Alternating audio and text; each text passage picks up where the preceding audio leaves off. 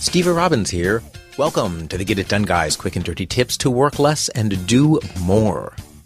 One of the things I love about our culture of information is that we can learn so much about so many things.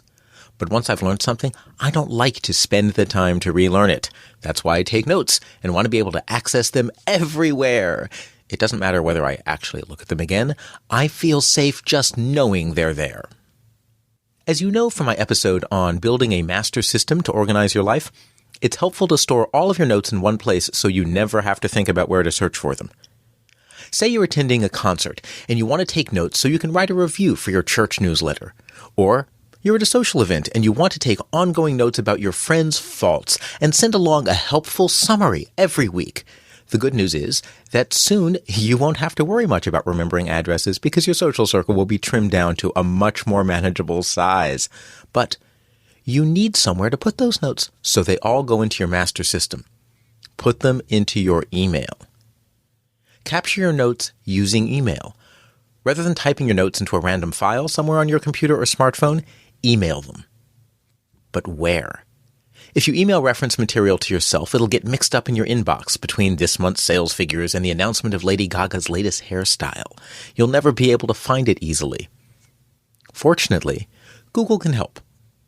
Visit gmail.com and create an account you'll use as a repository for all your reference material. Choose a username like myreference@gmail.com. Now, when you're taking notes, type them directly into an email message.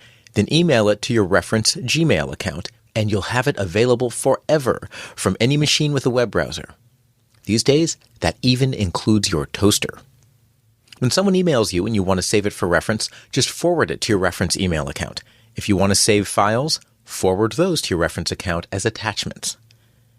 And add keywords to your message. To find your reference material, simply search your Gmail inbox. When you send yourself reference material, add a list of keywords to the email. Choose any keyword you think you would use to remember this note. Include a keyword that gives you the main topic of the note. For example, concert review. If the note involves people, include their names. Jot down relevant locations, the names of projects, times, dates, and so on. Anytime you search for any of these keywords, this reference item will now pop up.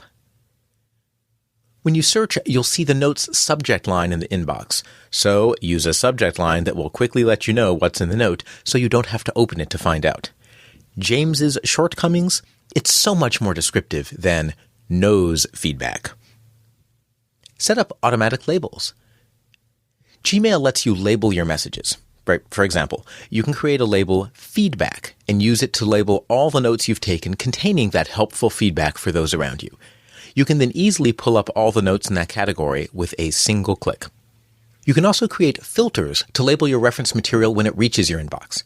Click the link that says Create a Filter and construct a search that finds the messages you want to label. For instance, if you always include the keyword feedback in your helpful feedback notes, search for the keyword and tell Gmail to label all those messages as feedback.